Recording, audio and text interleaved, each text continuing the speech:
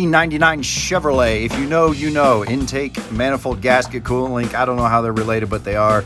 Owner paid for all the parts. We covered the rest, probably saving the owner about $700 or $800, depending on where you take it. Not a lot of them have 480,000 miles. 487, 637. It works. It works. All right, see you later. Any comment, like, YouTube subscription, whatever you can do. This is what we want to do. We want to cover all these costs for as many people as possible and or just pick up the bill at a real shop.